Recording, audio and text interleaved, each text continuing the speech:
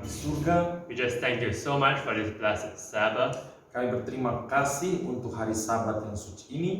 And as today we seek to discover how we can reflect your character more in the family and relationships. Dan kami rindu untuk mencari lebih lanjut lagi mengenai karakter pernikahan dan juga hubungan. May you please fill us with your spirit Kiranya Tuhan mengisi kami dengan Roh Kudus-Mu and enlighten our minds and heart to discern what you would have us to learn today. sehingga Tuhan membantu kami untuk mengerti apa yang kami pelajari hari ini.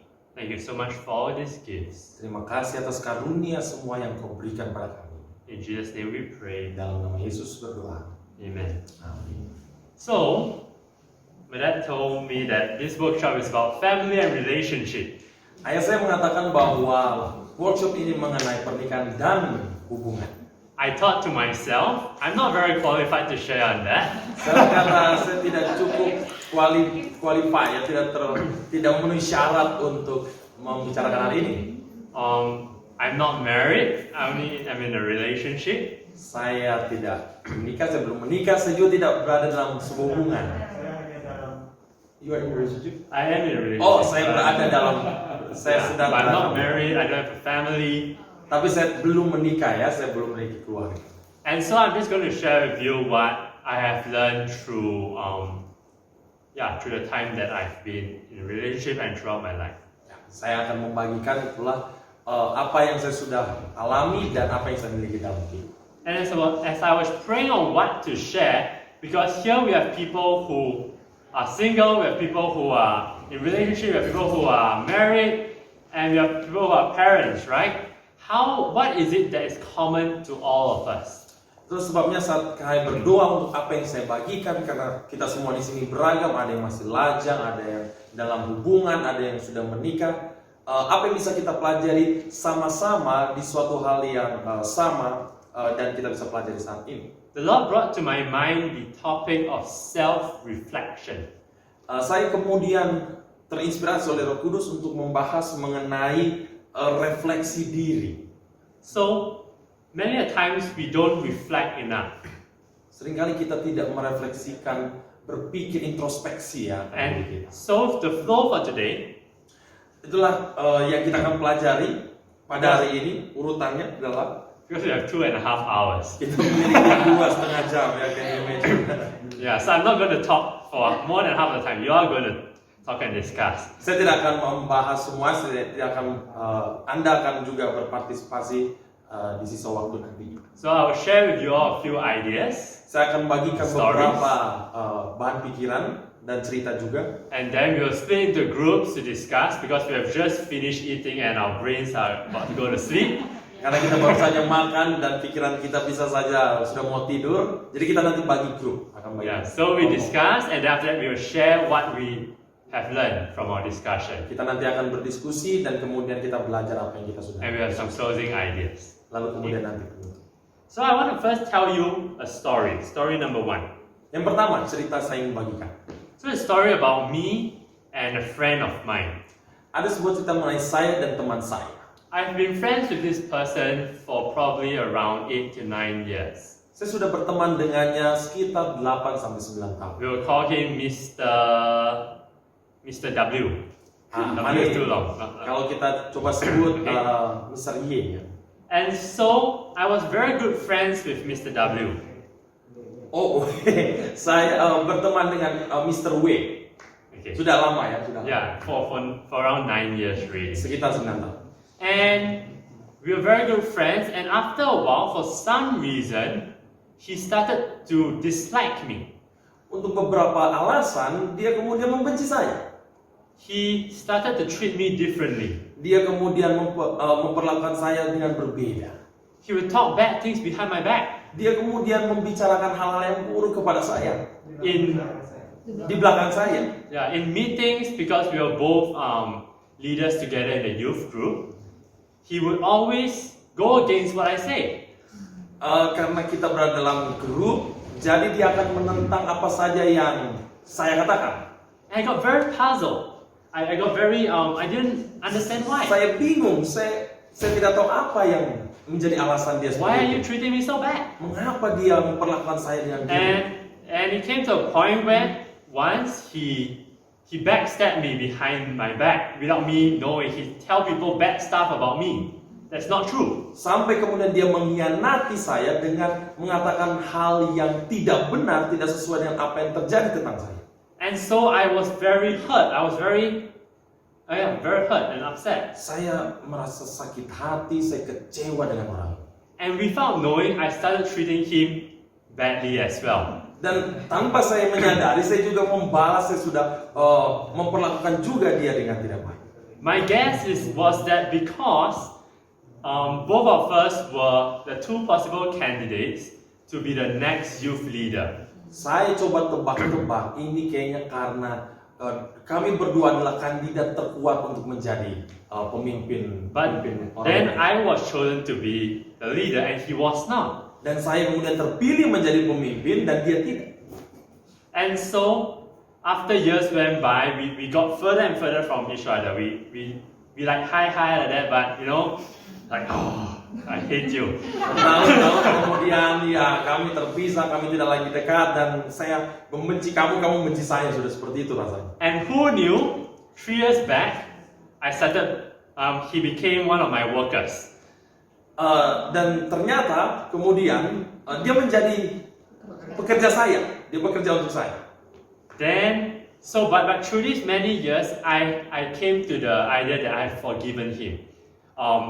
He cannot really affect me anymore, so I've totally forgiven him. I treat him nicely already. Lalu saya tiba di titik di mana saya kemudian mengampuni dia. Saya kemudian memperlakukan dia dengan baik. And so, because now I'm working together with him, so I would often have to tell him, oh, please help to do this, do that, you know, this is your task, and let's do things together. Karena dia bekerja dengan saya, lalu kemudian kita sudah bernama ya, akhirnya saya jelaskan apa yang harus dilakukan, ini yang harus dilakukan dalam pekerjaan ini, dan mempekerjakan dia bekerja dengan baik bersama-sama. I felt that I treated him very well already. Saya merasa saya sudah memperlakukan dia dengan baik. I did not treat him like how he treated me in the past. Saya tidak memperlakukan dia seperti apa yang dia perlakukan saya dulu. I'm very nice with him, I'm very patient with him. Saya sudah baik, saya sudah sangat sabar kepadanya. Saya pikir.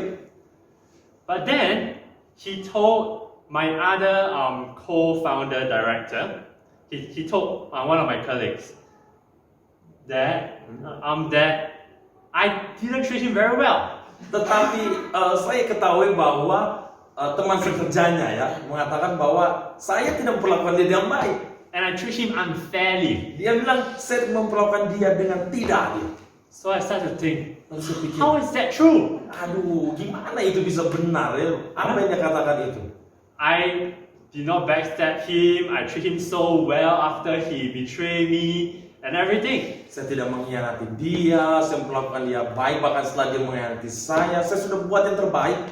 But then after I prayed more about it, prayed and prayed, Setelah saya berdoa lebih baiklah dari tentang itu. and I started to realize that what he said was a little bit of truth in it. Saya sadar apa yang dia katakan ternyata ada benarnya juga.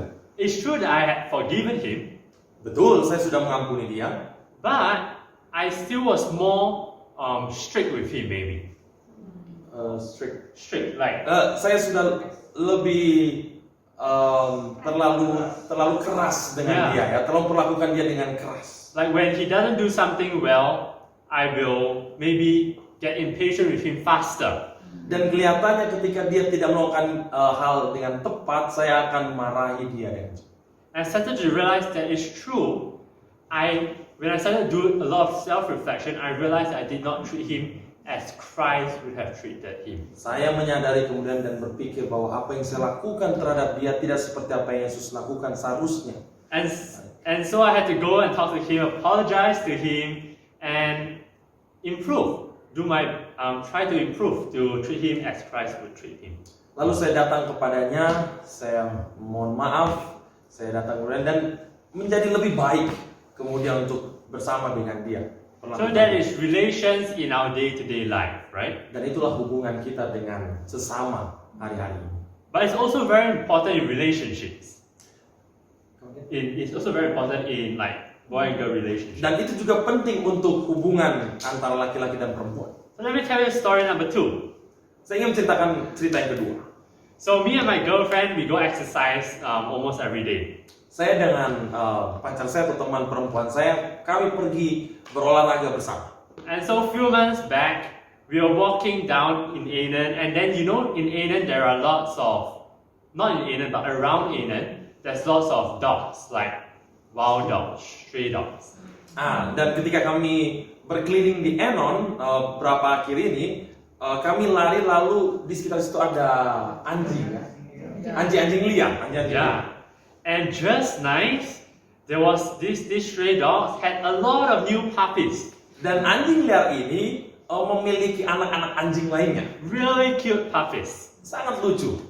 And my girlfriend loves dogs and puppies. Dan pacar saya ini, teman perempuan saya ini sangat suka. And she's like, oh, I want to rear these puppies. Oh, dia kata, puppy. saya mau untuk mengasuh ya, memelihara. Well, for me, I don't really like dog or animals. Untuk saya, saya nggak suka untuk pelihara hewan ya. I'm okay with them, but not my favorite, you know. Saya oke, tapi saya tidak terlalu suka dengan itu. So we were like, we don't really have a place to rear because she's working as a therapist in Anen, and we are both very busy. So Dan we kita can't really rear. tidak punya tempat. Jadi kalau dia punya itu, dia juga bekerja. Lalu kemudian kita sibuk dengan pekerjaan masing-masing. And then so we decided, we will just continue exercising. Then we exercise. Then after that, we came back. Lalu kemudian kami melanjutkan untuk berolahraga dan kami kembali. But I went back first, and my girlfriend was playing with the puppies. Saya kembali lebih awal dan ternyata pacar saya ini bermain dengan anak-anak anjing. And then later my girlfriend came, and then she told me she was very excited. Pacar saya datang lalu kemudian dia mengatakan dengan penuh semangat, Then she told me, I found a way that we can rear the puppy. saya menemukan cara bagaimana kita bisa memelihara anak-anak anjing ini. I was shocked at first. Aduh, saya kaget mendengarnya. Then after that, I got upset. Saya kecewa dengannya. I was thinking to myself, you didn't ask me anything, and I don't like puppies. Saya pikir kamu tidak pernah kasih tahu ke saya sebelumnya, dan saya tidak suka anak-anak anjing ini. The puppies now may be very cute, Mungkin anak-anak anjing ini lucu, but then when they grow big, tapi mereka waktu besar and then nanti, they lie in your house and everywhere. No, I don't want that. dan mereka nanti bisa masuk ke rumah. Saya tidak suka dengan hal itu. And I was very upset. Saya sangat kecewa. And I said, I don't think I want a puppy. Saya pikir saya nggak suka dengan anak-anak anjing ini ya, peliharaan. And she got very sad and she got hurt. Lalu dia juga jadi sakit hati mendengar hal itu. And after that, I thought a little bit. I had some self-reflection. Saya kemudian berpikir introspeksi diri saya. And I realized that why is it that I'm so against and I cannot do something that she loves? Why can't, it's just having a puppy, right? Kenapa? It's not that difficult, but why is it that I'm so angry and against that? Kenapa ya saya begitu marah? Saya berpikir dalam hati saya, kenapa saya harus menentang apa yang dia sukai? Kenapa saya tidak mulai untuk menyukai apa yang dia sukai juga? I realized that it was because I was selfish. Saya menyadari itu karena saya egois. I was just thinking about my own convenience. Saya hanya berpikir tentang apa yang saya inginkan, apa yang nyaman untuk saya. And I wasn't thinking about what she desired and what would make her happy. Dan saya tidak berpikir tentang apa yang dia inginkan, apa yang membuat dia bahagia. And so self-reflection is very important. Itu sebabnya introspeksi diri begitu penting. In all relations between me and my parents, between each other, friends and spouse, and all around us. Dalam berbagai hubungan antara suami istri, antara ayah dan anaknya, orang tua dan anaknya, dan dalam berbagai hubungan, hal ini penting. But what kind of reflection should we reflect? Should we just reflect with no direction? Tapi refleksi seperti apa yang kita perlu lakukan? Apakah refleksi tanpa arah, tanpa tujuan? Yeah, how should we reflect? bagaimana kita bisa merefleksikan dia? So turn with me to Matthew 26 and verse 33. Mari kita buka Alkitab kita Matius 26 ayat 33 sampai 35. Matthew 26, Matius 26 verse 33. ayat 33. Here is a very familiar story to all of us. Ini cerita yang cukup familiar untuk kita ya. Too many times when we face struggles or troubles or relation problems, we always think we are right. Right? Ketika kita mengalami pertengkaran, ya, ribut dengan pasangan atau ribut di hubungan, kita berpikir bahwa kita yang benar. And we always try to prove, especially guys, we try to prove that we are right. Dan kita mau membuktikan, khususnya laki-laki ya, buktikan kalau kita yang benar. And we always forget to put ourselves in the shoes of the other person. Dan kita lupa untuk menempatkan diri kita di bagian orang lain. And when we do that, we are not reflecting Christ's character. Dan dengan melakukan itu, kita tidak merefleksikan, memantulkan karakter Yesus. And it will be impossible for us to have an heaven on earth. Dan itu sulit atau mustahil untuk kita merasakan surga di dunia ini. And so here we see in verse 33, Peter had the same problem. Dalam ayat 33 ini, di Matius 26:33, Petrus juga mengalami masalah yang serupa. So here Peter answered, and or maybe you just read verse 33. Oke, ayat 33 dikatakan, Petrus menjawabnya, biarpun mereka semua tergoncang imannya karena engkau, aku sekali-kali tidak. And so here we see that Peter is very confident, right? He said, Petrus sangat percaya diri. I will never offend you. Saya tidak akan menyinggung engkau, tidak akan goyah. We always like to make very bold statements, you know. Seringkali kita mengatakan hal-hal yang berani. You know, especially in relationships, when we argue, we say, "You always are like this." Apalagi dalam hubungan ya, kita sering berargumen, kamu selalu begini, You never learn. kamu tidak pernah belajar. We will use very extreme words, right? Kita seringkali menggunakan kata-kata yang keras ya, yang ekstrim. And here, Jesus tells him what? Dan di sini Yesus katakan seperti apa? 34. He says, "Verily I say unto you that this night before the cock crow thou shalt deny me twice." Aku berkata kepadamu, sesungguhnya malam ini sebelum ayam berkokok engkau telah menyangkal aku 3 kali. So Jesus could not lie, right? He was true. Dan Yesus tidak dapat berbohong. He Dia was benar. Peter's master. Dia adalah guru dari Petrus. But Peter would not listen. Tapi Petrus Right. tidak mendengar. He was strong, he was straight, he was like, I would never deny you. Dan Petrus kekeh atau terlalu ngotot dengan apa yang dia katakan. Dia tidak akan mengkhianati Yesus. Oftentimes when our emotions are being triggered, it's hard for us to think straight, right? Seringkali ketika perasaan kita itu disinggung ya, kita tidak bisa berpikir jernih, berpikir lurus. And we are just bent and we are so focused on proving our point. Dan seringkali kita terlalu fokus untuk membuktikan opini atau pendapat sendiri. Focus on his desire to prove something. Membuktikan keinginannya atau sesuatu yang harus dibuktikan. And if you notice in all relations between spouse, between your girlfriend, your boyfriend, or between your friends or your parents or everything, oftentimes or most of the times when there's arguments or there's problems, it is because we are not willing to mediate. We have a lot of self in us. Seringkali dalam berbagai jenis hubungan kita tidak bersedia untuk seperti menyangkal ya, atau menginginkan kehendak sendiri gitu ya. Yeah, I don't know that. I think so. We feel like we are in the court, that we have to prove something right to the whole world. Kita ingin membuktikan bahwa yang kita katakan benar kepada dunia. But what are we actually proving? Tapi apa yang kita buktikan? Right? This is our friend, this is our spouse, this is our parents, this is our children. Ini adalah pasangan saya, ini adalah orang tua saya, ini adalah anak saya. Apa yang harus kita buktikan? So, if we are not supposed to focus on our own desires and agenda, what should we focus on? Kalau kita seharusnya tidak harus fokus kepada agenda sendiri atau keinginan sendiri, lalu apa yang kemudian jadi fokus kita?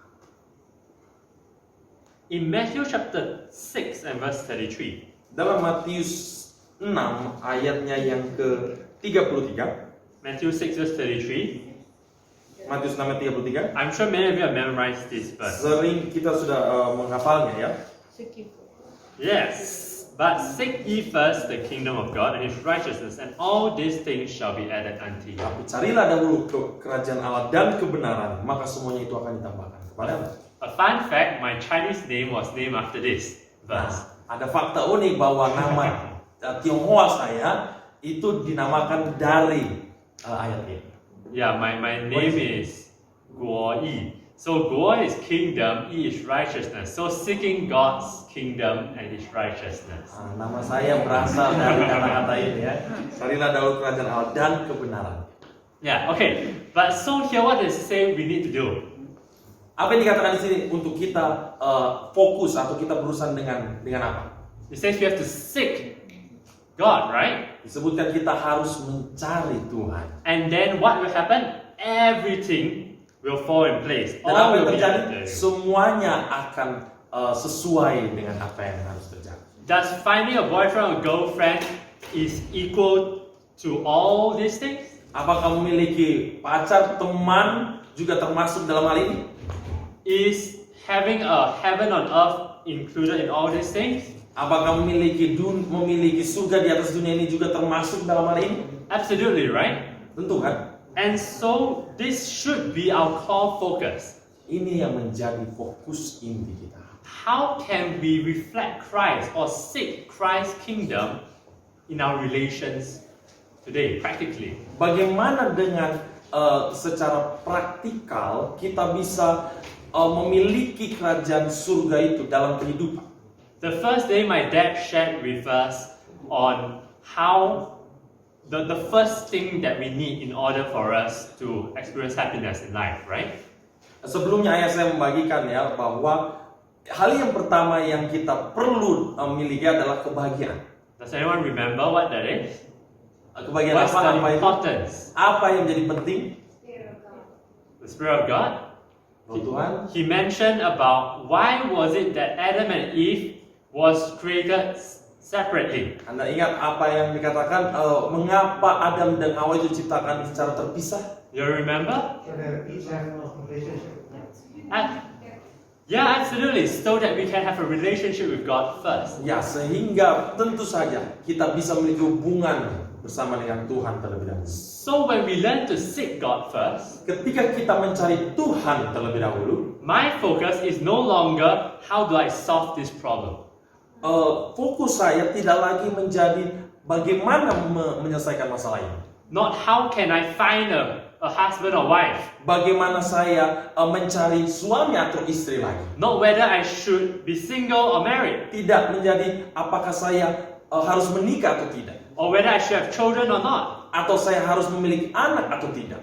But what is my relationship with God? Tapi apa yang menjadi hubungan saya? What does God want? Apa yang Tuhan inginkan? And so with this idea in mind, Oleh sebab itu dengan pemikiran seperti ini, I want us to split into groups. mari kita berbagi kelompok. But what I want us to discuss is Tapi apa yang kita akan diskusikan adalah discuss on how we individually try to share with each other, because here we have single, we have married, we have more experienced people, and so many people from all walks of life, right? ya kita di sini beragam ya, ada yang single, ada yang lajang, ada yang sudah menikah dari berbagai latar belakang. So share and discuss how we can reflect Christ in our relations. Mari kita bagi grup dan diskusikan bagaimana kita bisa membagikan Kristus dalam hidup. In the aspects of mental, spiritual, emotional, and physical. Dalam aspek jasmani, rohani, dan juga mental dan sosial. And you just discuss something that's relevant to you. It can be if you're in courtship, or if you are single, in being single, or if you're a parent, being parents. Ya, Anda diskusikan dalam kapasitas sebagai orang tua, sebagai lajang, atau memiliki hubungan yang serius, komitmen. Got it? Can we do that? How many groups you want? So, how many people? 8. How many of us? How many of us? 5, 6, 7, 8, 9, 10, 11, 12. I think we just 5. Ya, let's kita bagi 5 grup, 5 kelompok. I think we just count 1, 2, 3, 4, 5, 1, 2, 3, 4, 5, 1, 2, 3, 4, 5. That's the easiest, I think. If parents with young youth. Or you want to separate them single? Mix. And then you mix them. So they Um, won't be in one group. That's possible too, but it take a lot of time. But actually, we do have a lot of time. Oh ya. Mungkin kita bagi Yeah, we dulu ya. just singles come here and Yang then lajang sini, yang masih single lah tapi available lah, boleh di sini. then those that are not single can be there. Yang Alright, tidak single atau sudah menikah boleh di sebelah kanan ya. alright, let's move. Iya, spiritual itu memang saling terkaitan. Juga menyatakan itu tidak bisa dipisahkan. Yang paling penting ketika kita mau merefleksikan Kristus dalam kehidupan kita di dalam berbagai aspek, ketika kita menyadari betapa pengorbanan Yesus, ya Brother Wilson sampaikan tentang kemanusiaan Yesus, dia ternyata sama dengan kita.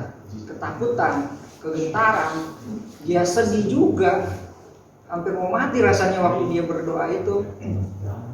Dia juga lapar, dia juga haus. Ternyata sama ya. Memang benar-benar Yesus itu manusia, dan apa yang dia rasakan, apa yang kita rasakan dia rasakan. Makanya tadi dibilang Hebrew itu Ibrani 11 ya, bahwa dia imam besar yang benar-benar merasakan kelemahan kita.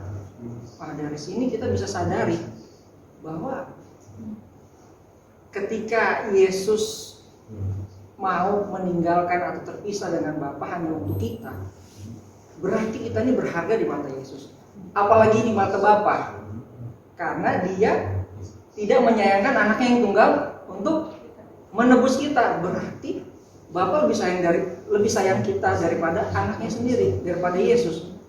Wow, ini rasanya sangat menyenangkan ketika kita menyadari betapa kita berharga di mata Yesus dan Bapa. Dengan demikian, Yesus mati bagi kita untuk menebus kita. Berarti kita sudah jadi milik Yesus. Kalau kita menyadari kita milik Yesus, berarti kita tidak akan memperlakukan tubuh kita, jasmani kita, fisik kita dengan sesuka hati.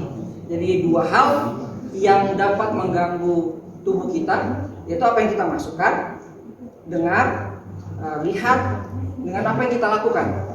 Artinya masukan itu ya makan, kita dengar, tontonan. Lalu apa yang kita lakukan? Kita tidur 8 jam atau tidak bergadang, kita exercise, itu yang kita lakukan dan itu mempengaruhi. Sehingga kita melakukan semua ini, melakukan pola hidup sehat ini bukan lagi alasan supaya saya sehat, supaya saya panjang umur, supaya saya awet muda. Bukan itu lagi. Tetapi karena kita ini sudah milik Yesus.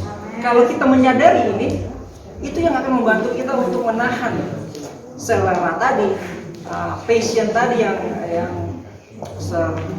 David Pam sampaikan ya. Itu akan mampu membuat kita mengendalikan semuanya.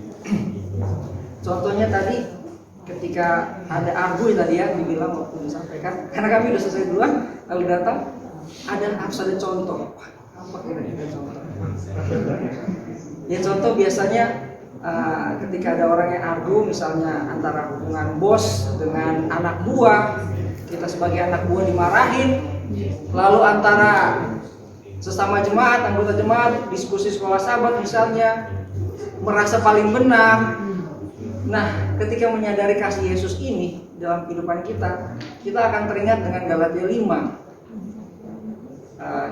hidup dalam daging dan roh. Ketika kita ingin berselisih, ingin merasa benar, itu bukan roh lagi yang bekerja, tetapi kedagingan. Dan di ayat 12 kalau misalnya berada tadi ya, bahwa kalau kita ada rasa ingin berselisih, maka kamu tidak akan mendapat bagian dalam kerajaan surga. Wow, kita sudah berusaha untuk melakukan kehidupan yang benar, yang suci, Tetapi ketika kita mengikuti kedagingan ini, ingin berseteru, ingin menjadi orang nomor satu, ingin bersaing, kita tidak dapat mendapat upah atau mendapat bagian dalam kerajaan surga. Itu kan rasanya gimana ya? Yesaya 3 juga tadi kami diskusi mengatakan bahwa orang yang dari kecilnya udah hidup benar, tetapi pada akhirnya dia melakukan suatu kejahatan, kebaikan yang dilakukan, kebenaran yang dilakukan itu tidak dihitung. Sebaliknya, orang yang dari kecil yang melakukan kejahatan, ketika pada akhirnya dia melakukan suatu pertobatan, kejahatannya juga tidak diperhitungkan. Makanya Yesus bilang, barang siapa yang menjadi pertama, dia akan menjadi yang terbelakang.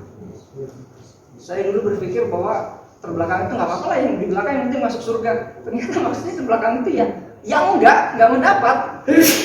Jadi kita memang kalau sudah merasakan Tuhan, itu akan memampukan kita untuk bisa endurance, untuk terus bertahan konsisten di dalam melakukan kebenaran. Itu dari kami. Amin.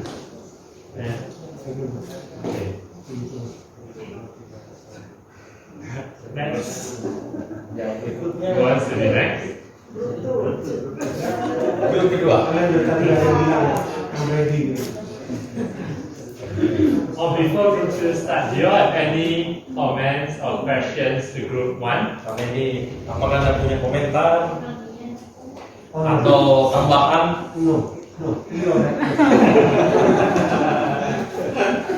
You have? Atau jangan tanya-tanya ya. No? Okay, then we... Oke. Kalau dari kelompok kami, ada banyak hal yang tadi sudah dibicarakan, tetapi hal yang pertama yang harus ada dalam semua hubungan, apakah yang sudah menikah, single, ataupun hubungan dengan persahabatan, hal yang pertama yang harus ada adalah kasih. Karena dari kasih kita bisa berkomitmen, dari kasih kita bisa melakukan sesuatu yang baik buat orang lain, dan dari kasih itu ya kita bisa berusaha melakukan hal-hal yang terbaik lah buat orang lain. Jadi kasih itu harus yang pertama. Tetapi kembali lagi, kasih itu sama seperti Yesus, dia selalu memintanya itu dari Tuhan. Jadi dengan selalu berkomunikasi dengan Tuhan, itu adalah aspek spiritual yang harus selalu dimiliki di dalam setiap hubungan. Tidak bisa tidak. Jadi memang harus selalu berkomunikasi dengan Tuhan. Dan hal-hal lain juga tadi sama seperti Yesus, ketika dia mau seperti yang plenary beberapa saat yang lalu, lupa ya plenary siapa, bagaimana caranya Tuhan mau menunjukkan supaya contoh kita tidak berdosa, dia harus memberikan contoh. Nah, begitupun di dalam sebuah hubungan, terlebih khusus hubungan orang tua dan anak-anak, bahwa cara terbaik untuk memberikan pelajaran buat anak-anak bukan hanya lewat berkata-kata, tapi ternyata dengan memberikan contoh kepada mereka, dan itu akan lebih powerful ketimbang hanya berkata-kata. Nah, dan seperti Yesus, dia mengasihi kita semua, sama seperti Tuhan bilang kan kita harus mengasihi orang lain, sama seperti kita mengasihi diri kita sendiri juga. Nah, begitu pula kita harus memperlakukan orang lain gitu. Jadi, tetapi seringkali kayak tadi ada case, bagaimana contoh kalau kita mau menegur orang lain, terus kitanya nggak enakan gitu. Tapi kita tahu satu hal yang buruk itu harus diselesaikan. Nah, jadi solusinya tadi sama seperti Tuhan, tentunya cara dia menegur bukan dengan cara yang marah-marah kayak bagaimana, tetapi cara Yesus menegur kan dibilang sampai dia kayaknya mau mengeluarkan air mata gitu. Jadi cara menegur yang baik pun itu kita sebagai manusia itu harus dilatih dengan suara yang tepat, karena ternyata kalau dengan suara yang tidak baik pun orang bisa salah mengerti walaupun maksud kita sebenarnya baik. Dan tadi dari diskusi dibilang seringkali yang bermasalah itu adalah para wanita. Sudah punya nada yang tinggi, tapi sebenarnya punya maksud yang baik buat pasangan mereka atau sahabat mereka.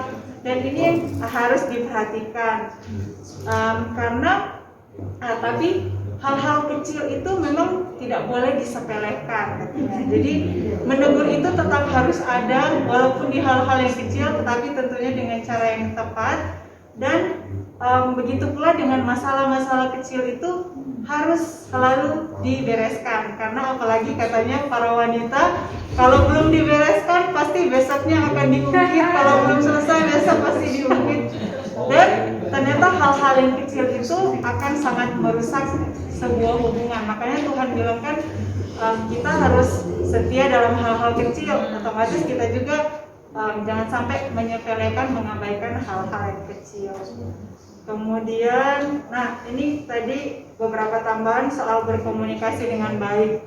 Jadi memang selain cara berbicara juga dengan ada suara yang baik, harus juga mendengar dengan baik supaya tidak salah mengerti. Dan tadi ada masukan juga kalau sedang quality time untuk berbicara, usahakan itu jangan ada gadget gitu, karena itu bisa mendistraksi pembicaraan sampai dia seperti itu.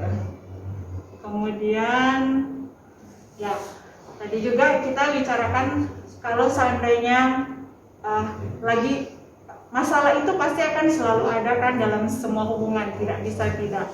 Dan ternyata kalau lagi dalam kondisi emosional, yang paling bagus itu jangan dulu berbicara. Lebih baik berdiam dulu dan berdoa. Berdoa dulu supaya ketika hati tenang, maka segala sesuatu itu bisa dibicarakan dengan baik. Dan jangan sampai dalam apalagi ya wanita ya paling banyak seringkali kita mau para pria mengerti apa yang kita pikirkan tanpa kita kasih tahu gitu kan. Akhirnya kita wanita udah pikir kayaknya ini para pria tidak peka ini, jadi udah mikir yang jelek-jelek dulu gitu. Nah itu satu pelajaran yang menarik bahwa jangan kita berpikir yang jahat-jahat terlebih dahulu, tapi sama seperti tadi harus refleksikan dulu kenapa hal ini terjadi. Jadi ya seperti itu. Nah dan juga apa ya? Oke, banyak banget itu tadi. Ya udah terlalu banyak ya. Cuman ini lagi tadi satu. Bagaimana untuk bisa saling mengerti satu dengan yang lain adalah kita perlu mengerti bagaimana bahasa kasih dari pasangan kita atau mungkin teman kita, saudara kita, karena sama seperti tadi contoh, mungkin ada orang yang dia merasa dikasih kalau kita bantu, tapi ada orang yang mungkin dia merasa dia kalau didengarkan, ada quality time untuk bicara, itu dia rasa dia dikasih. Jadi mungkin ada dia berusaha untuk bantu, tapi itu tidak efek buat orang ini gitu. Jadi kita perlu mengerti orang itu bahasa kasihnya itu seperti apa, apakah lewat diberikan hadiah, ya apa ya itu yang bahasa kasih itu lah, seperti itu. Tapi kembali lagi yang paling pertama adalah memang kita harus selalu meminta kasih itu dari Tuhan, supaya dari kasih itulah kita bisa melakukan hal-hal yang baik, hal-hal yang dapat membahagiakan pasangan kita, keluarga kita, teman kita yang ada di sekitar kita. Thank you. You have any questions, Bapak? Ada pertanyaan? No? I really like what she shared on. You know the 5 love languages? Saya senang apa yang dibagikan 5 bahasa kasih. What are the 5 love languages? Quality time, Kualitas waktu yang berkualitas. was it? Gifts, okay. Hadiah, kemudian hadiah. Words of affirmation and physical touch. Kata-kata yang menguatkan. And Sentuhan fisik. I don't know. Everybody loves gifts. No, not everybody loves gifts. Yeah. What's the last one? So we had quality time with you, right? The words of affirmation, we have gifts, we have touch. What's the fifth? Oh, I forgot. Oh, acts of service. Acts of service. Alright? So this is 5. And so Dan pelayanan ya. this is very important because many times this is like the key to communication, right? Communication of love. So if like you translate, sorry. Go. It's okay. Ini adalah kunci untuk mengkomunikasikan kasih itu ya. So if my spouse feels that acts of service is their main love language. So we all have everything, right? But it's just the level. So which one I feel the most love, right? So if let's say my love language is say quality time, right? And then my spouse is gifts, for example. So I feel like if I spend time with you, I'm giving you all my love already, right? But she's feeling, you didn't buy me flowers for Valentine's Day. You know, our anniversary, you didn't buy us anything. That kind of thing. Then I don't feel love. But you said I took off from work. I do all these things so that I can spend time with you. So if there's no communication, what happens? Then the love tank will be empty. Ya. Kalau kita tidak bisa mengkomunikasikan itu, kalau berbeda ya, saya menginginkan yang satu, pasangan saya menginginkan yang lain, dan tidak cocok, maka itu akan menjadi kasih itu sudah kosong, penyimpanan kasihnya sudah habis. Yeah. So communication is very important. Komunikasi sangat penting. And that's also to go with like to your parents, or to your children, or to your workmates or colleagues, and all this is all the same idea. Begitu juga kepada orang tua, kolega di tempat kerja, anak, itu semua sama, serupa pemikiran dan konsep. Yeah, many parents don't know what the love language of their children are, or many, so that's very important. Banyak orang tua mungkin tidak tahu ya apa bahasa kasih dari anak ini, dan ini sebenarnya sama. Third group. Oke, kelompok ketiga. Third group. Memahami bagaimana kita berkomunikasi dengan orang. Kita punya hubungan dengan orang, kita harus tahu siapa yang berkomunikasi dengan kita itu, atau siapa yang berhubungan dengan kita. Nah, cuman tadi untuk pertanyaan ini, bagaimana merefleksikan karakter Kristus dalam berbagai aspek, itu agak sulit bagi kami untuk menjawabnya. Jadi kami coba mencari kembali, membuat pertanyaan, sebenarnya apa tantangan untuk kita bisa merefleksikan karakter Kristus ini. Nah, jadi coba kami diskusikan tadi, ternyata ada banyak. Dalam hal orang tidak berani untuk merefleksikan karakter Kristus karena tantangannya adalah tidak berani atau takut untuk ditolak, karena mungkin berpikir mempunyai orang lain itu akan berpikir hal yang mungkin di luar apa maksud kita gitu. Dan hal lainnya adalah bagaimana kita bisa merefleksikan karakter Kristus kalau kita sendiri belum tahu siapa Kristus, siapa Yesus, siapa yang akan kita refleksikan itu. Kalau kita mungkin bisa tahu Yesus, kita tahu Yesus di Alkitab ya, tapi kita tidak mengikuti bagaimana cara Yesus menjalani kehidupannya, bagaimana cara Yesus merespon berbagai hal. Jadi untuk melakukan itu kita perlu tahu dulu siapa yang akan kita tiru untuk kita lakukan. Ada satu pengalaman mungkin ada di antara kami, semasa kecilnya tidak diajarkan, diminta oleh orang tua untuk melakukan sesuatu, dan mungkin orang tua mengharapkan hal yang baik, tapi yang disuruh itu anak itu mau untuk melakukan itu, tapi dia tidak tahu bagaimana mengerjakannya karena dia tidak melihat contoh dari orang tuanya. Jadi hal terpenting di sini adalah bagaimana kita bisa meniru karakter Kristus untuk kita lakukan dalam berbagai aspek kalau kita tidak melihat dulu cerita Yesus, bagaimana Yesus hidup. Karena kita tidak ada contoh, apa yang kita mau bagikan? Tidak ada kan? Jadi kita perlu contoh dulu, kita perlu tahu dulu benar-benar bagaimana Yesus hidup, sehingga karakter itu bisa kita bagikan.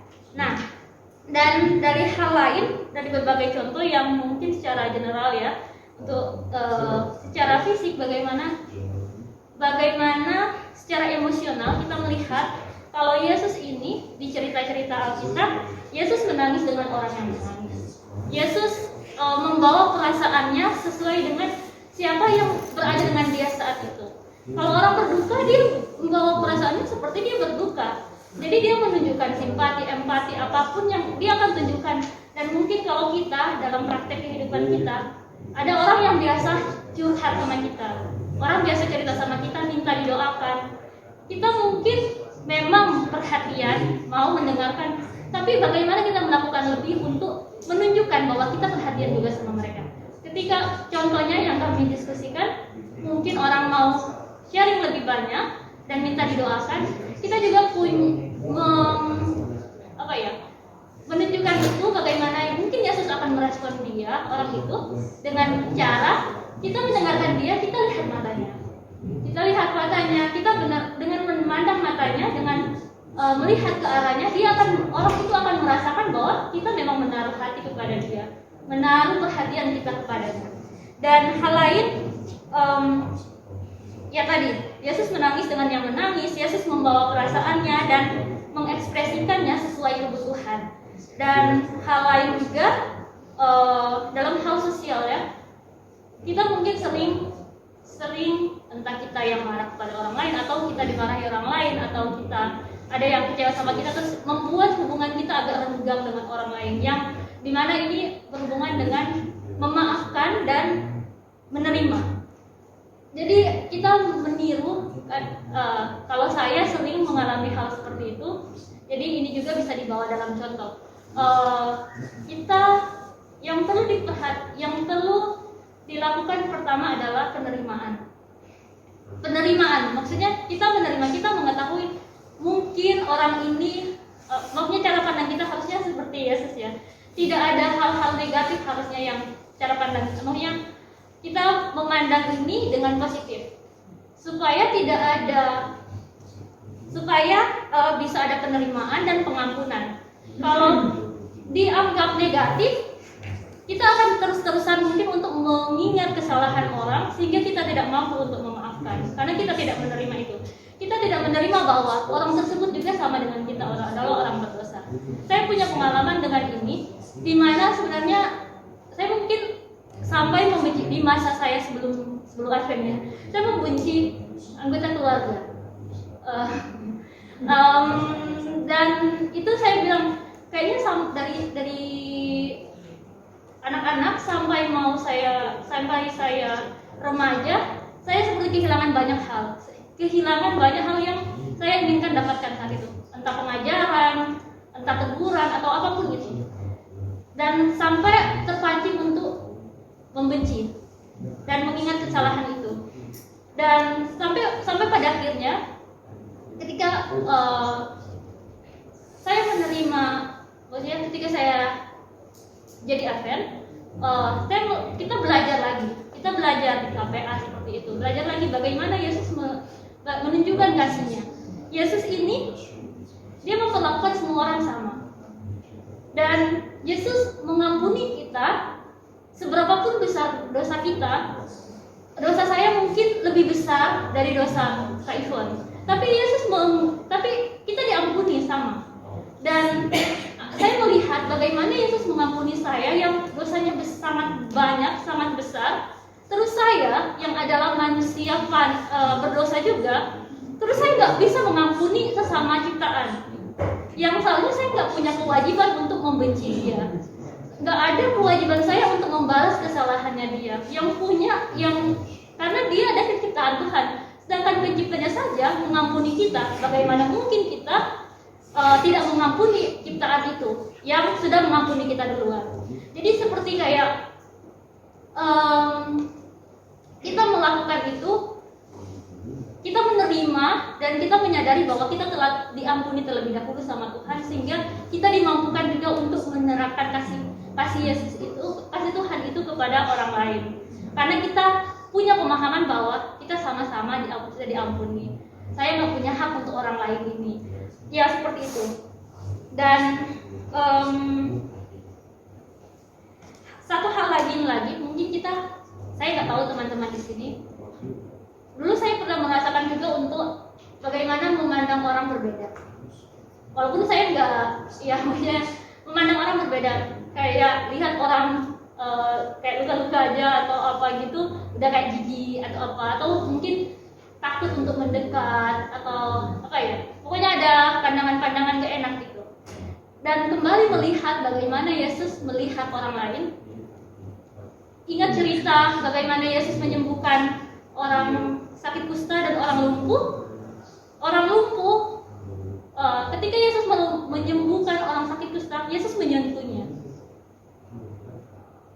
Kalau saya nggak salah, benar ya? Ya, Yesus menyentuhnya. Cuman di sini saya lihat Yesus mencontohkan cara yang kita tidak membanding-bandingkan orang. Yesus mungkin di sekeliling orang yang sakit kusta itu, orang di situ takut untuk mendekat. Tapi Yesus menunjukkan kasihnya dengan cara, walaupun mereka tidak senang sama kamu, walaupun mereka menganggap kau asing, tapi saya tidak mau menganggap seperti itu. Jadi Yesus menunjukkan satu hal yang berbeda yang dia contohkan kepada kita. Sedangkan kalau yang kayak yang lumpuh itu kan, ya tidak disentuh, udah langsung berdiri, sudah sembuh. Tapi kalau yang sakit ini benar-benar Yesus menunjukkan supaya juga itu jadi dipandang oleh banyak orang bagaimana sebenarnya kita harus memperlakukan orang lain juga. Tidak untuk memilih-milih, tapi ya contoh Yesus memang contoh terbaik ya selama Yesus hidup di dunia, dan Yesus dimampukan untuk itu. Kita berharap juga kita dapat dimampukan untuk melakukan, untuk merefleksikan karakter Kristus dalam kehidupan kita sehari-hari dalam berbagai aspek. Dan di satu lagi mungkin kayak di tempat kerja ya, ada orang yang sebenarnya dia lebih lama kerja dari saya, cuman ada beberapa hal yang memang saya kerjakan itu duluan, dan setelah itu saya yang perlu ajarkan teman ini. Dan untuk mengajarkan orang ini mungkin agak karena sudah ulang-ulang nanya, udah ulang-ulang kasih tahu tapi masih nanya-nanya, ulang-ulang kasih tahu, nanya-nanya lagi. Tapi itu melatih kesabaran. Yesus itu adalah, kalau kita ketahui, penuh kasih, sabar, dan ya untuk hal yang kecil seperti itu kita tidak bisa mengendalikan diri untuk tetap sabar. Maksudnya itu hal sepele, dan itu pasti akan datang terus dalam kehidupan, akan kita alami sepanjang waktu kita hidup ya. Jadi kayak untuk hal-hal kecil ini juga diingat kayak ini. Ketika orang ulang-ulang bertanya, kita memang sudah kasih tahu. Saya memang udah kasih tahu dan saya kembali ajarkan. Tapi apa salahnya untuk kayak, oh iya, tinggal bilang, nggak ada yang lupa. Maksudnya itu sesimpel itu untuk merespon itu kan ya, sudah tinggal respon. Karena kalau kita nggak respon, atau kalau kita respon lagi, kita nggak rugi gitu. Kita nggak ada rugi dari situ. Jadi selagi itu masih bisa dilakukan, ya, tetap lakukan saja dengan penuh kesabaran. Fokusnya kembali lagi karakter Kristus biarlah selalu bisa kita refleksikan dalam segala aspeknya. Mungkin itu dari kelompok kami. Terima kasih. Amin. Okay, everyone stand up. Everyone stand up. Okay. And everyone sit down. Everybody stand up again.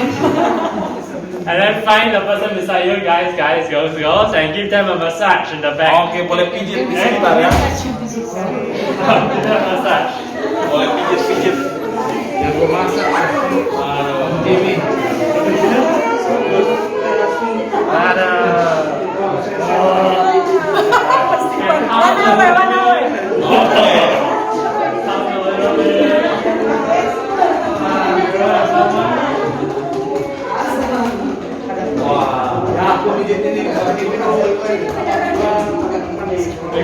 Oke. Stretch a little bit. Turn to the person beside you. Ganti pasangan. Bukan. Pasang biji ya. Right? Feel better? Oke, rasa lebih baik. Stretch a little bit.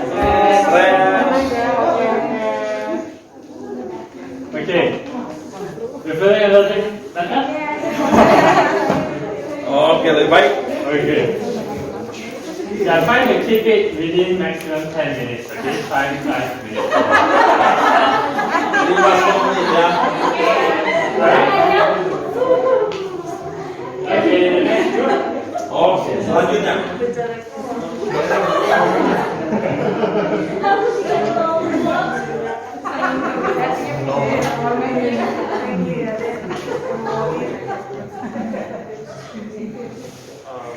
Oke, selamat sore sama sahabat semuanya.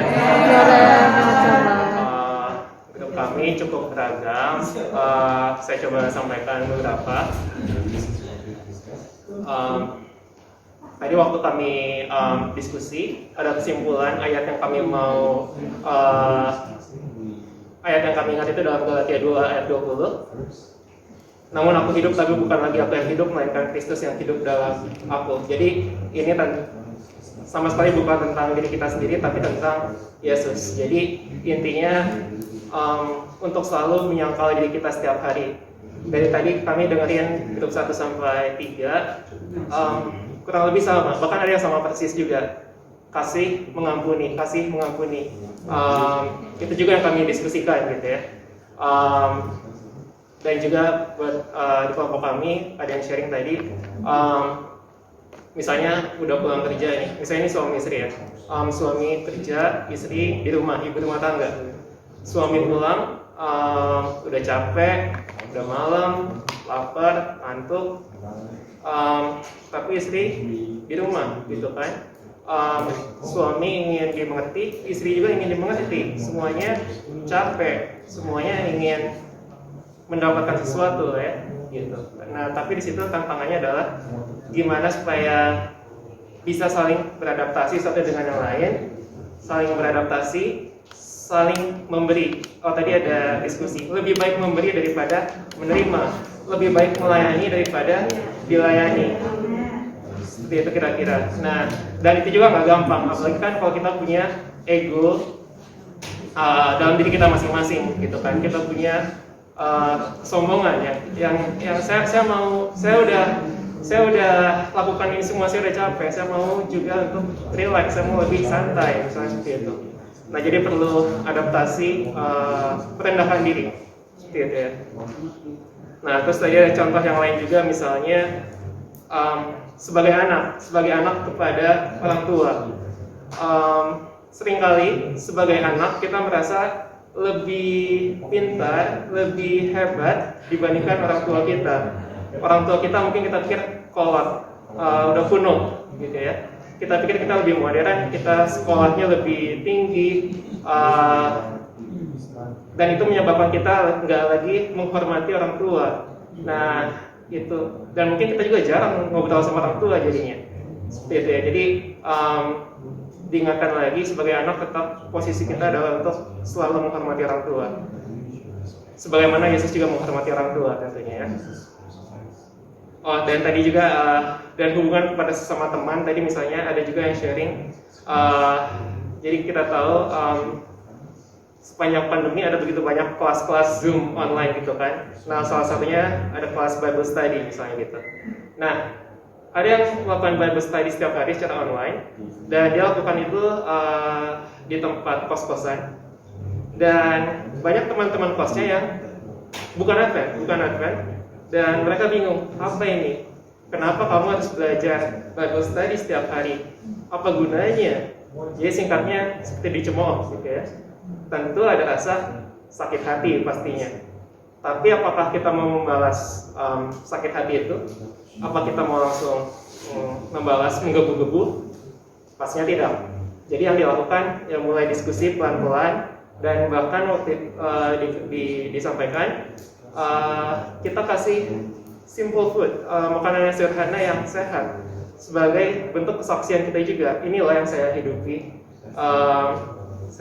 Saya juga mau hidup sehat, dan kesehatan saya bisa jadi kesaksian buat semua orang lain. Alkitab ini mengajarkan saya untuk hidup sehat juga, dan secara praktis inilah makanan yang saya makan. Saya bagikan itu ke teman-teman saya yang di sebelah saya itu, gitu ya. Tadi juga disebutkan ketika kita marah secara manusia pasti ada emosi yang mengalahkan pikiran akal sehat kita. Tapi sebagai orang Advent kita percaya bahwa kita harus jangan kalah sama emosi yang sesaat itu. Tapi tadi kita diskusi, berarti kita harus berhenti sejenak, kita ambil waktu berdoa, dan kemudian dengan kerendahan hati baru mulai minta maaf atau memaafkan. Kurang lebih kayak gitu. Walaupun secara manusia pasti sangat susah, ya tapi itu yang Tuhan mau gitu kan. Dan perintah Tuhan nggak berat sebetulnya, asal kita mau menurunkan kita punya ego aja sebetulnya. Kayak gitu. Dan panjang sabar tentunya ya. Kalau Bang Edwin selalu bilang suffer long, dari long suffering kan. Ya kita menderitanya lama, kita sabar. Yang artinya kalau kita berdoa Tuhan berikan saya kesabaran, nggak mungkin saya ditempatkan di situasi di mana saya akan baik-baik aja gitu kan. Kalau saya berdoa Tuhan berikan saya kesabaran, saya akan ditempatkan di situasi di mana orang-orang akan bikin saya nggak sabar, akan bikin saya cepat marah. Ya di saat itulah Tuhan mau nunjukin kita punya karakter yang sesungguhnya itu seperti apa. Dan saat itulah kita sadar dan akhirnya kita mau berdoa untuk bisa berubah tentunya ya. Dan mungkin yang penutup ada satu kesaksian singkat. Ada dalam satu keluarga besar gitu ya, ada perselisihan antara keluarga begitu, dan itu menyebabkan sakit hati yang sangat dalam, sakit hati yang sangat besar, sampai-sampai nggak mau ngomong, nggak mau ngobrol, nggak mau berdiskusi lagi, bahkan nggak mau bahwa orang ini sampai harus datang ke rumah kita, sampai sejauh itu gitu ya. Nah, tapi kita sadar itu membawa beban buat kita, beban dalam pikiran, dan bahkan bikin kita jadi sakit. Dalam kasus ini orang tua yang sakit.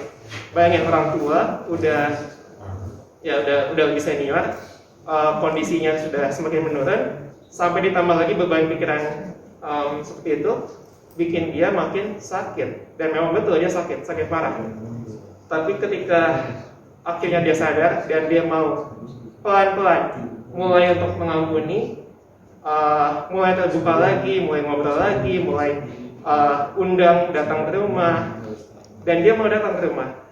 Dan disitulah pintu kasihan mulai terbuka, dan secara mujizat Tuhan betul-betul ada, dan penyakitnya juga mulai sembuh, dan sekarang sudah sembuh total. Gitu. Jadi ya pengampunan, rendah hati, panjang sabar, itu semua yang kami diskusikan di kelompok kami. Terima kasih.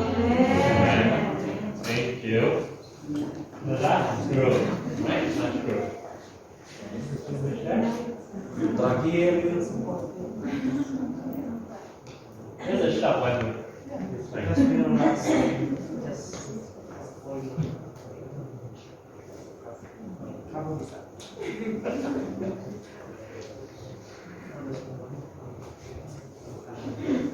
Selamat sore semuanya.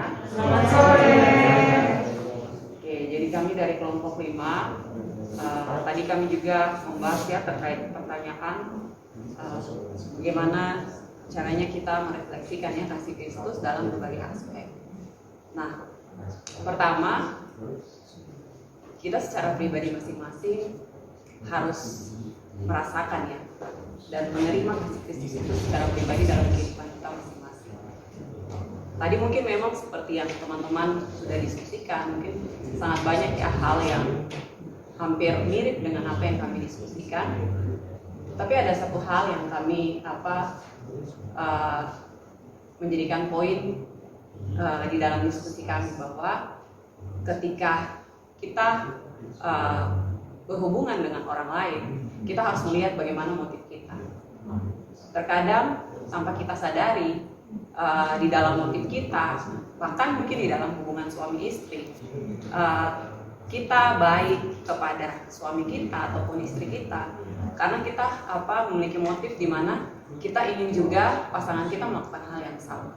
Jadi kita dari hasil diskusi kita tadi bahwa apakah motif kita itu benar-benar adalah karena kasih Kristus yang sudah kita rasakan sehingga kita melakukan hal itu kepada pasangan kita ataupun kepada orang tua kita ataupun mungkin di antara hubungan kita satu dengan yang lain. Nah tadi di dalam diskusi kita juga sempat ada dibicarakan terkait dengan salah satu murid Kristus yaitu Yohanes Kekasih ya. Nah kita tahu bagaimana latar belakang karakter dari si Yohanes ini ya, bagaimana sifat dia. Tapi di dalam Alkitab dia dijuluki sebagai Yohanes yang kekasih. Bagaimana pengalaman dia bersama dengan Kristus itu membuat kehidupan dia banyak membahas tentang bagaimana kasih itu di dalam hubungan persaudaraan, hubungan antar jemaat dan lain sebagainya. Nah, tadi ada dalam diskusi kami juga terkait bagaimana hubungan antar suami istri. Salah satu hal yang kami lihat ya dari diskusi kami adalah bahwa di dalam hubungan antar suami istri itu paling penting adalah kerendahan hati, karena ego dari masing-masing setiap orang kalau misalkan tidak belajar untuk merendahkan hati, maka kita akan cenderung memiliki hubungan yang selalu penuh dengan masalah, penuh dengan konflik. Karena tadi salah satu di tim kami, di kelompok kami pun mengalami pengalaman di mana bagaimana memiliki hubungan yang mungkin beda, tidak seiman, tapi bagaimana dia belajar untuk lebih sabar, lebih mengalah, di mana menunjukkan akan karakter Kristus itu.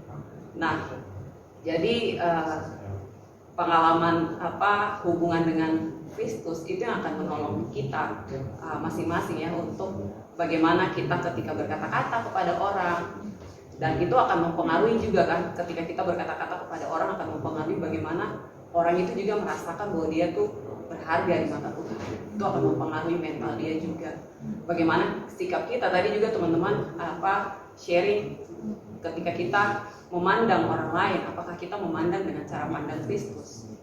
Kalau kita ingat bagaimana Kristus ya ketika dia hidup sebagai teladan sejati kita di dunia ini, bahkan ketika dia dicaci maki, dia dihina ketika perjalanan ke Bukit Golgota. Tapi ketika kita coba merasakan bagaimana pandangan Kristus kepada orang yang mencaci maki dia, tapi dia memandang mereka dengan kasih. Nah, hal ini yang mungkin kadang susah ya untuk kita lakukan.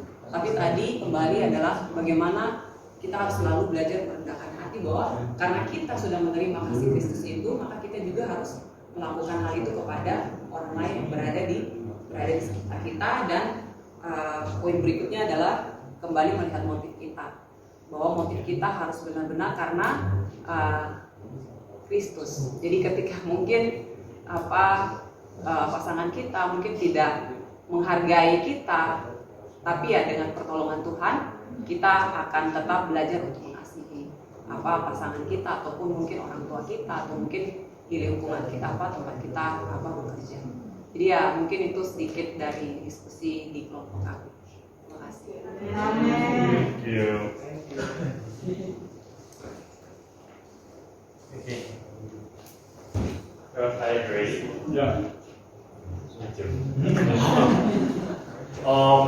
I will just share one more, then we can be done. Ya, ini akan segera selesai ya sebentar. Or do you want a short 5-minute break? Do you want that? Perlu You go to the toilet? istirahat. No, it's okay. Okay.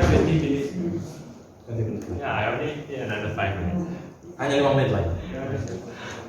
So, do you know why self-reflection is so important? Anda tahu kenapa refleksi diri itu penting?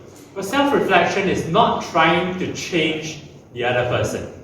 refleksi diri bukan untuk mengubah orang lain. Because always we try to change the other person. It's always the other person's fault, right? We want to change the other person. Seringkali kita ingin mengubah orang lain, mengubah pemikiran mereka, mengubah pemikiran orang lain. But when we learn to self-reflect as a habit, Tapi ketika kita ingin memulai untuk belajar menjadikan refleksi diri kebiasaan dalam hidup, kebiasaan sehari-hari, then we are trying not to change something that we cannot change, but something that is in our power to let God change. dan kita akan mencoba untuk mengubah bukan yang tidak bisa kita ubah, tapi mengubah diri sendiri. And so, I just want to share one idea with you, one quotation actually, from Adventist Home. Saya ingin membagikan sebuah kutipan di buku Rumah Tangga Advent. Yeah. If you want to turn there, it's AH 118.1. Itu ada di Adventist Home halaman 118 paragraf 1. Okay, so I find this to be very powerful, and it's the ideal of a lot of relations. So here it says, the key, we must have the Spirit of God, or we can never have harmony in the home. Yang menjadi kunci adalah di sini dikatakan kita harus memiliki Roh Tuhan, sehingga kita jika tidak memiliki itu, kita tidak akan pernah memiliki harmoni kedamaian di rumah. So according to Ellen White is that if we don't experience harmony in the home, the problem is very simple. The problem is not necessarily that person is not in the thing, it's not in the children, it's not in that, but it's in the lack of Spirit of God in individual lives in the house. Jika tidak ada harmoni dalam rumah, tidak ada kedamaian itu, maka yang terjadi adalah bukan pada barang-barang, bukan kepada diri, tapi karena kekurangan Roh Tuhan. It's the same in the church, in the workplace, everywhere. Itu sama juga seperti tempat kerja, di gereja, di mana saja.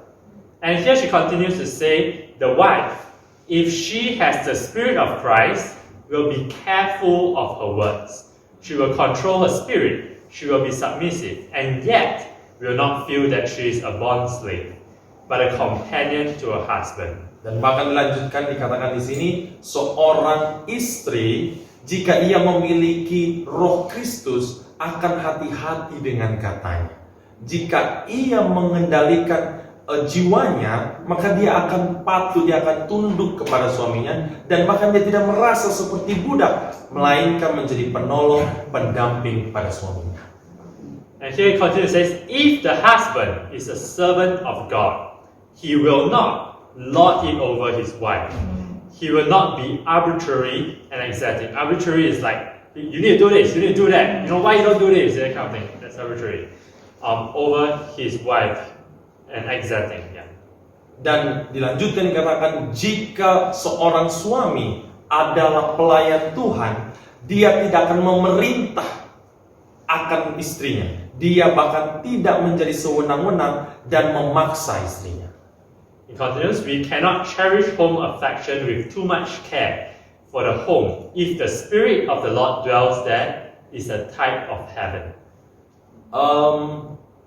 Kita tidak bisa merayakan suasana di rumah, suasana kasih di rumah itu terlalu banyak karena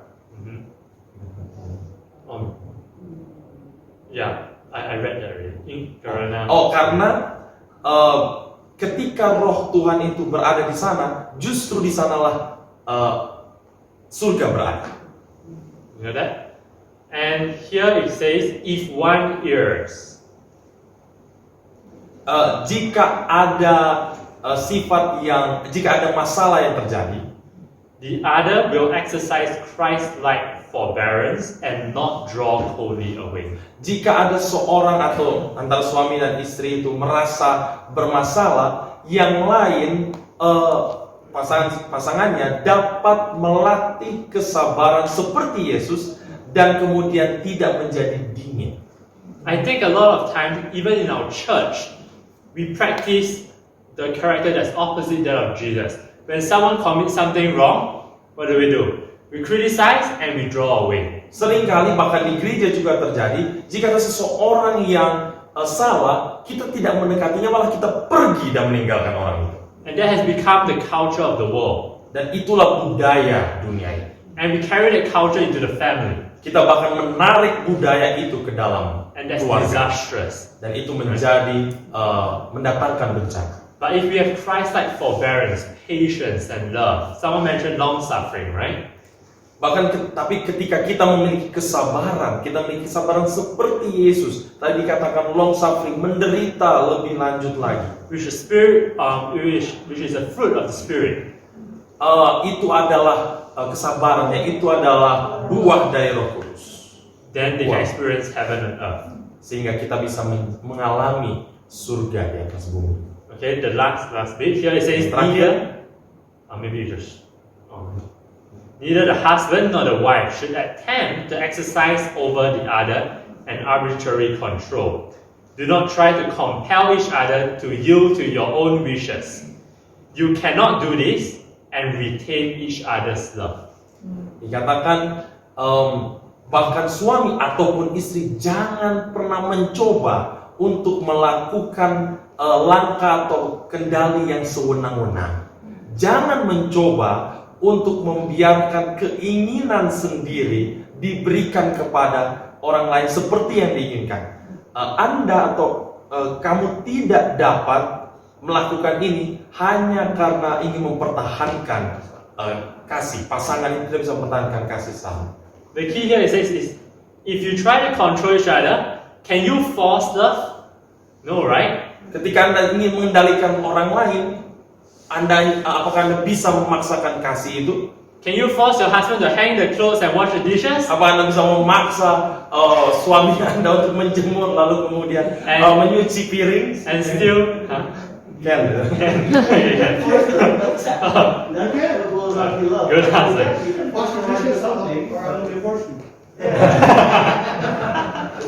Yeah, but Church says that then you cannot experience the heavenly love, right? In there.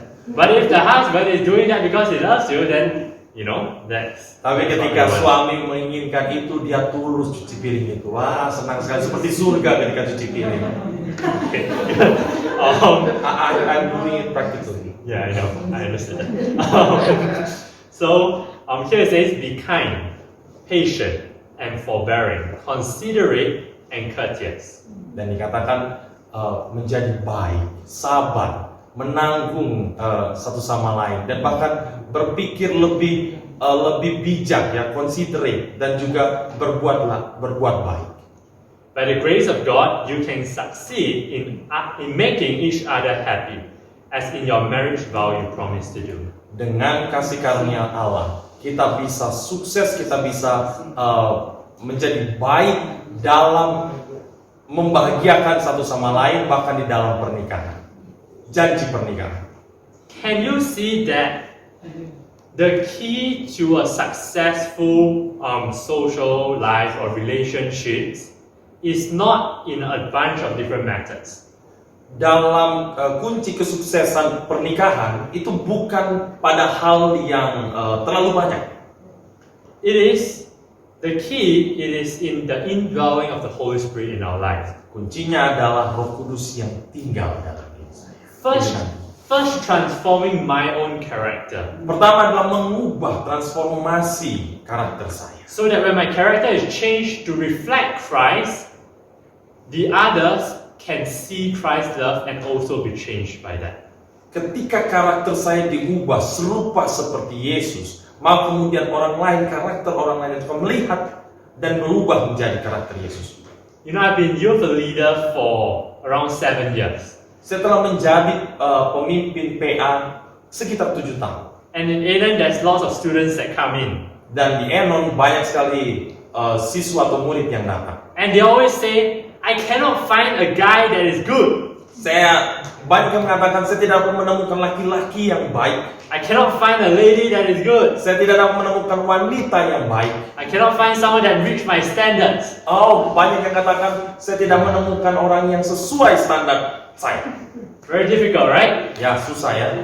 But oftentimes I ask them, are you at that standard? Tapi saya katakan, apakah Anda menjadi standar itu sendiri. You know, because before the Lord can match you with someone of the standard, He has to make sure that you're ready for that, right? Ketika Tuhan ingin menunjukkan atau memberikan yang sesuai standarmu, Tuhan juga ingin engkau sesuai dengan standar itu sendiri. And so if my focus is keep trying to solve problems, Jika fokus kita selalu hanya untuk menyelesaikan masalah saja, then we defeat the whole purpose of what God is trying to do in our lives. maka kita kemudian meniadakan seluruhan tujuan Tuhan untuk saya. Maybe God realized that the best life for you, that you will be the most happy, is being single. You know, right? Mungkin pilihan yang terbaik kemudian menjadi terpelajar ya, single ya. Or maybe it's just coming soon, right? Atau itu akan ya datang segera ya, akan lepas dari lajang. But let's not try to do God's work for Him.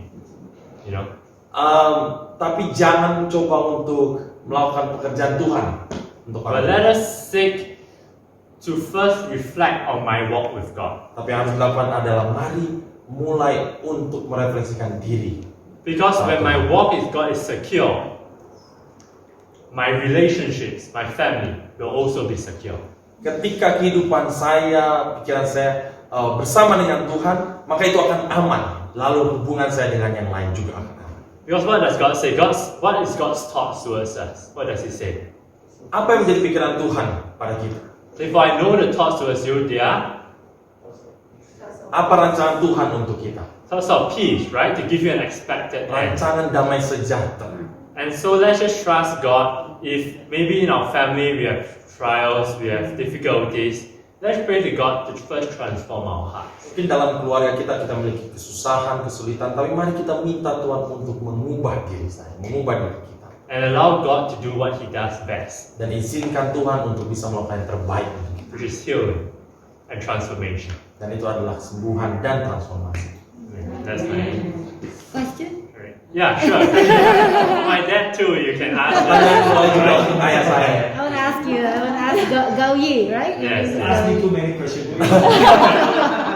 Go ahead. Yeah. So Gao Yi, I do really want to know from you, you're coming from a family, a well-renowned missionary, right, in Asia or even in the world.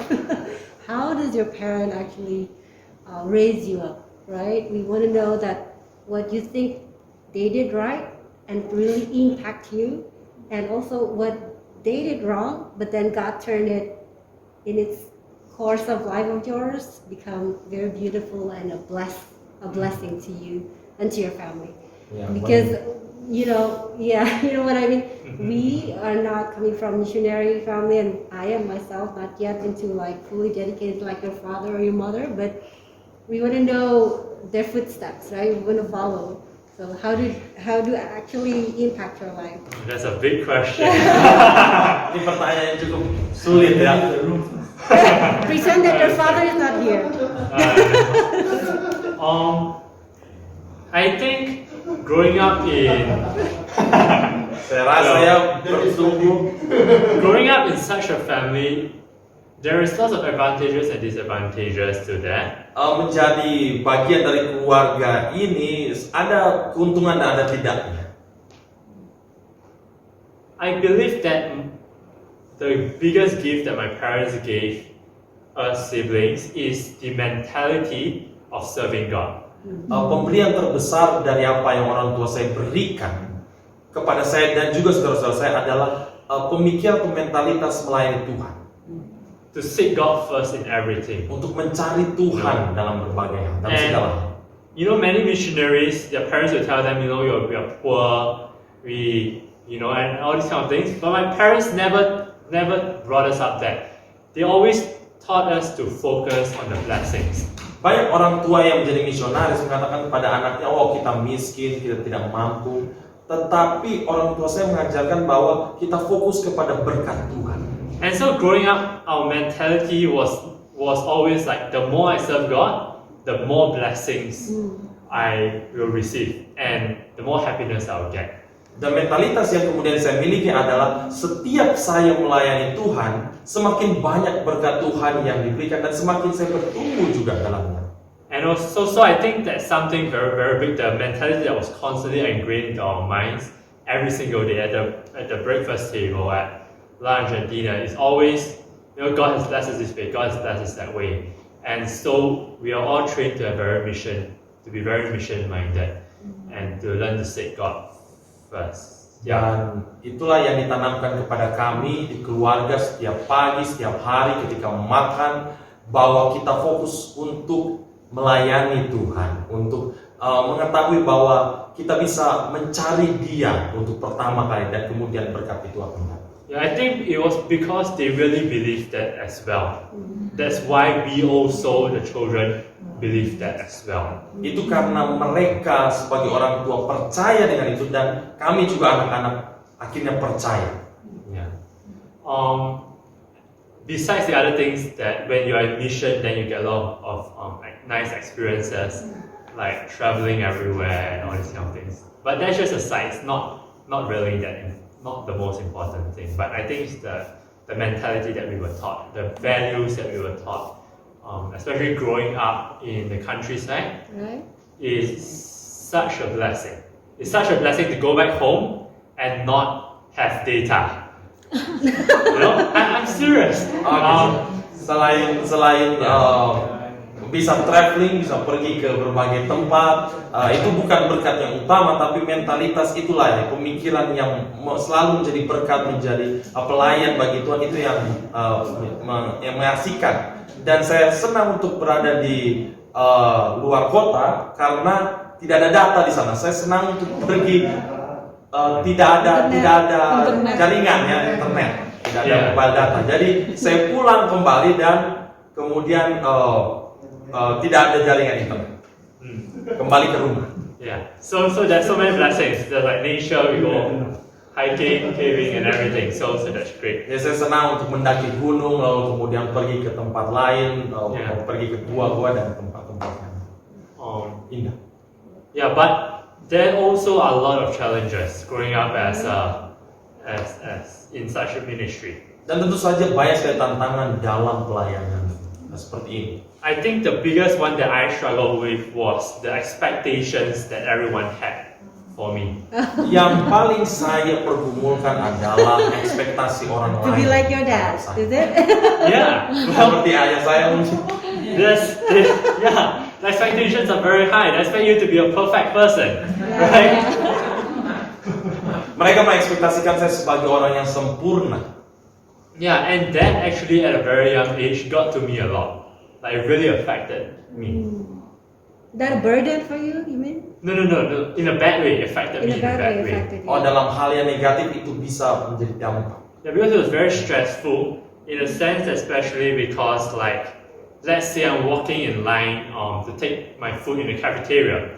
Let's say I don't feel like eating salad that day, right? Right. Ya, contohnya saya lagi ngantri untuk ambil makan ya. Saya tidak ingin makan salad sebenarnya.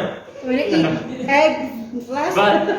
But then, because everybody is expecting me to love salad, Tapi orang-orang berpikir saya ini suka salad. right? So I had to take it and follow them. Jadi saya harus ambil dan kemudian ikuti. In Anan, for example, there is like, you can't wear shorts out, right? Anda tidak bisa menggunakan rok atau celana And like we have to pendek. dress more properly. Anda harus berpakaian dengan rapi. So I would become very self-conscious in that what I'm dressing. It's like, especially because I was very young, so I was very self-conscious about it. Like everyone seems to be judging me at all times. Ya, saya kemudian harus sadar karena saya merasa seperti orang-orang itu sudah mau menghakimi saya begitu ya. Yeah, and everything you do, like Apa saya buat? who you spend time with, Saya meluangkan waktu dengan siapa? what you say, Apa yang saya katakan? how, like whether you leading the AYs well, you're doing things well, and or whether you can preach well, you Apakah saya bisa can do this berkhotbah, well, melakukan kegiatan pimpin dengan baik atau tidak? So there's lots of stress, and at that time my walk with God wasn't very secure yet. Like personally, God wasn't my God yet; it was my parents' God. Dan itu yang menyebabkan saya berpikir bahwa ini seperti Tuhan, bukan Tuhan saya, ini Tuhan orang tua saya. And so in front I would be very good, but behind because in Aiden there's lots of students, so I would learn a lot of bad stuff, like movies, games, all kind of things.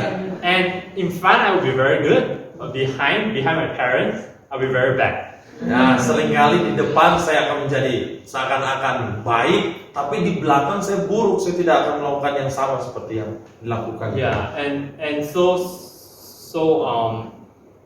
yeah, a lot of these things.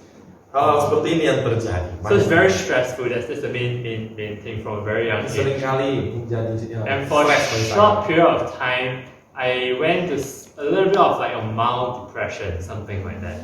Ya, seringkali saya merasa depresi juga ya. Yeah, like how I look and everything. You know, like youth go through like identity crisis and all these things. Ya, penampilan saya lalu kemudian itu jadi krisis Yeah. identitas bagi saya. So I still went through all of that, but I praise God that because I had a strong family, like from young, they always taught me about God. It still stayed there with me even when I was straying away from God. Right. Itulah yang saya alami. Jadi saya tetap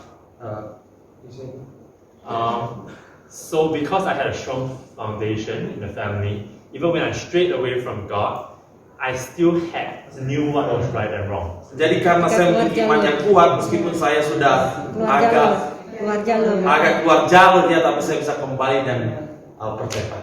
Yeah, and when I hit rock bottom that time, I knew where I could go to. And I went to God, and that was the point that God became my God.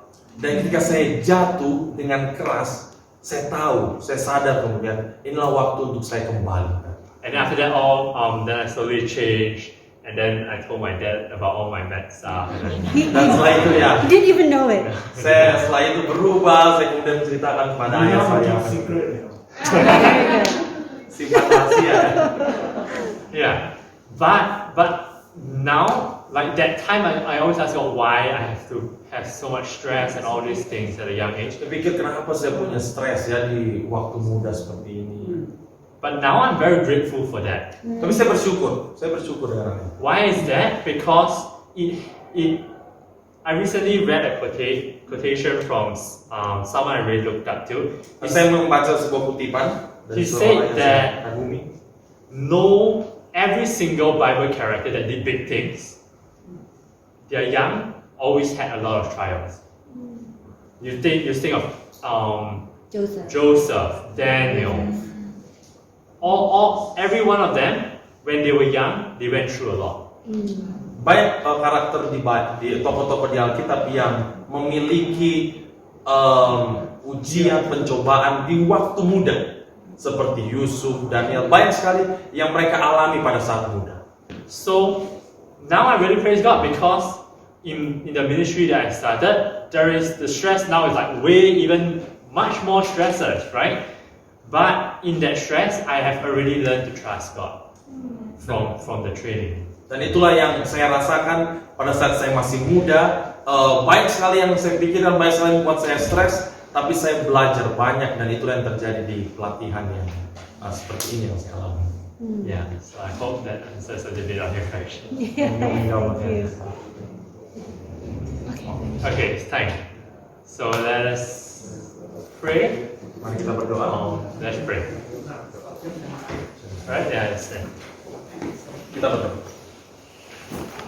Pray.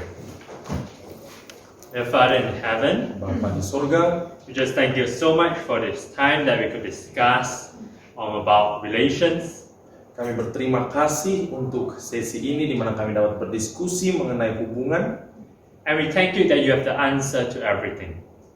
Kami bersyukur karena Engkau memiliki jawaban untuk semua masalah. That in whatever dilemma we are in right now, Dengan berbagai dilema yang kami miliki Tuhan, whatever trial or tribulation we are going through right now, dengan apa saja kesulitan dan bahkan pergumulan yang kami alami, we can be assured that you know what's best.